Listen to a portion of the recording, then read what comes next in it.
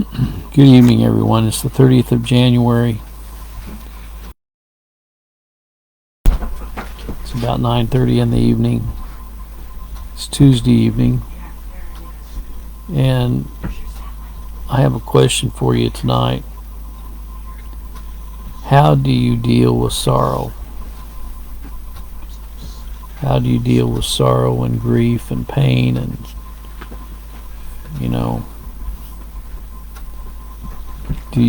we used to have a thing about people said you're into the plum theory. You know what the plum theory is? Poor little old me. You feel sorry.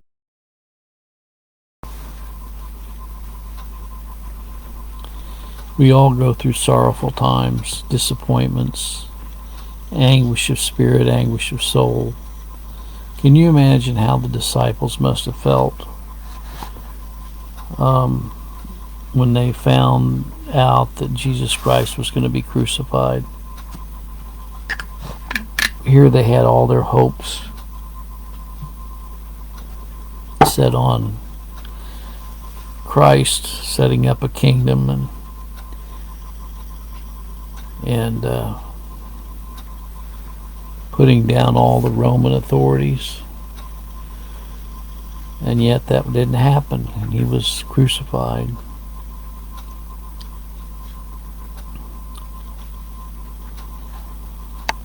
John 16:22 says, "And now therefore have sorrow, but I will see you again, and your heart shall rejoice, and your joy no man taketh from you."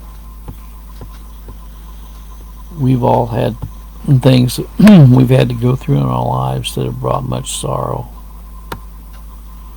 Maybe the death of a loved one, maybe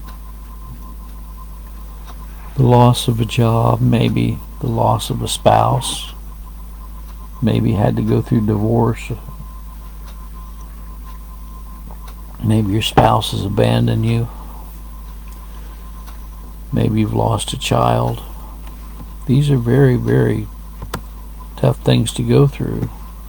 Maybe you've experienced cancer or disease in your family. Maybe you've experienced someone in your family who you loved have had to go through great major illness of some type. How do we handle this sorrow?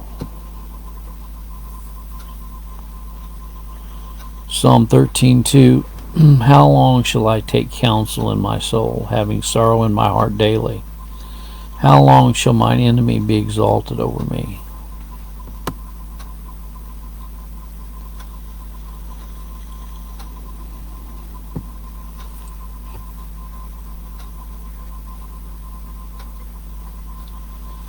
Job was very sorrowful of heart when he lost all of his family, of course. Job 6:10, "Then should I have comfort, yea, I would have hardened myself in sorrow. Let him not spare, for I have not conceived the words of the Holy One. I have not concealed the words of the Holy One." Jeremiah is called the weeping prophet, and he even wrote a whole book called Lamentations, the lamenting prophet.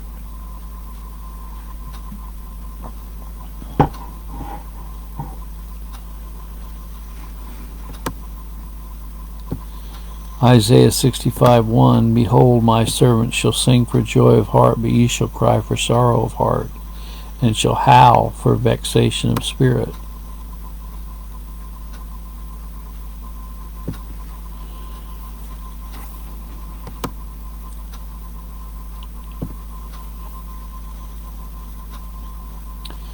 Isaiah 5:30, "In that day they shall roar against them like the roaring of the sea, and if one look into the land, behold darkness and sorrow, and the light is darkened in the heavens thereof."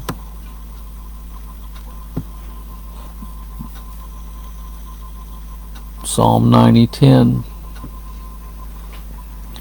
"The days of our years are 80 years and 10, and if by reason of strength they be 80 years, yet is their strength labor and sorrow, for it is soon cut off, and we fly away."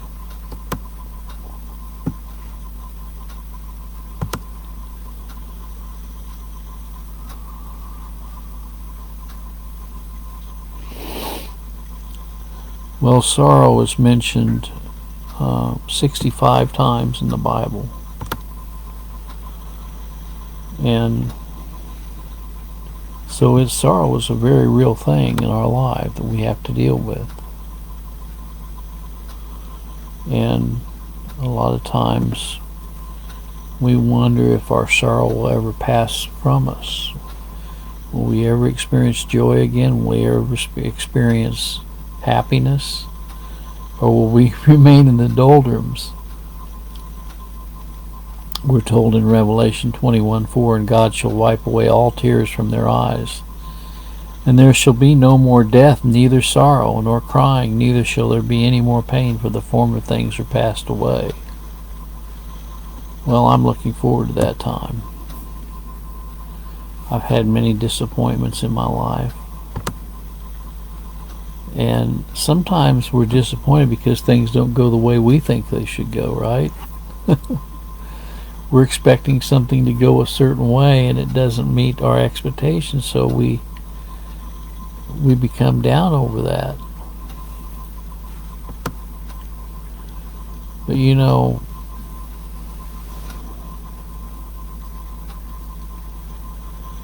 Jeremiah 31:12, therefore they shall come and sing in the height of Zion, and shall flow together to the goodness of the Lord, for wheat and for wine and for oil and for the young of the flock and of the herd, and their souls shall be as a watered garden, and they shall not sorrow any more at all. There's coming a day when we no longer will have to deal with disappointments and you know, we'll no longer have to deal with the challenges that we face in this world. You know,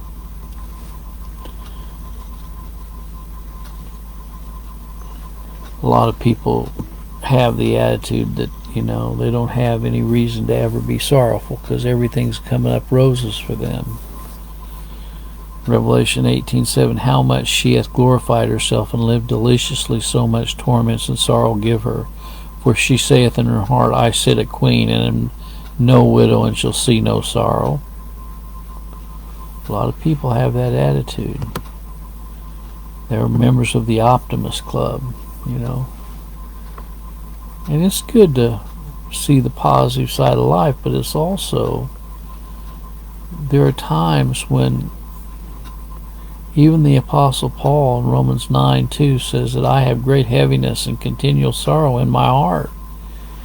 He was of great sorrow over the fact that his own kinsmen were not coming to Christ, did not have faith in Christ.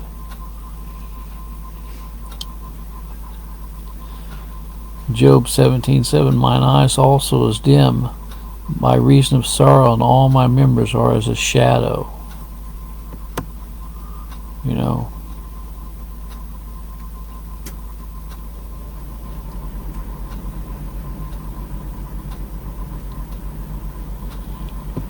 Christ told him, he says, because I have said these things unto you, sorrow hath filled your heart. John 16:6.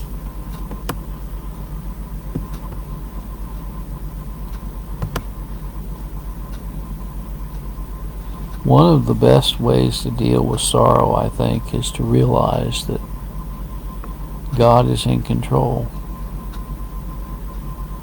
And also, it seems like the more, you know, there's a prophecy that says knowledge will be increased. When Ecclesiastes 1:18, it says that the more knowledge a person has, oftentimes the more sorrow they have.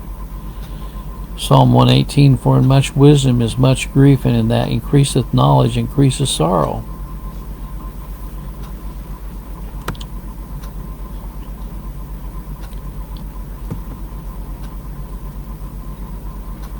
Well, you know,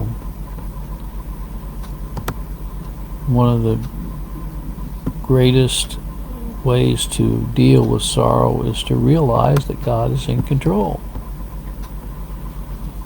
You know, and one of my favorite passages in the whole Bible is in Colossians, the first chapter. It says, by him all things consist.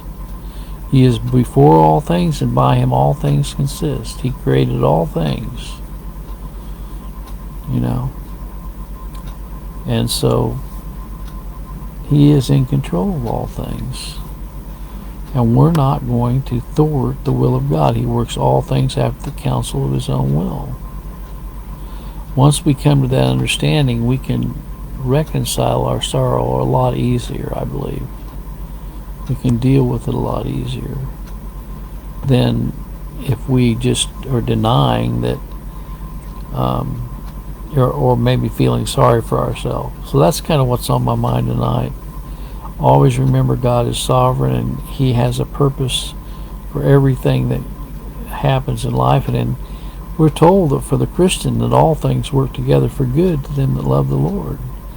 And that's even the bad things that he brings into our life that we have to deal with. May the good Lord be with you. It's my prayer. God bless.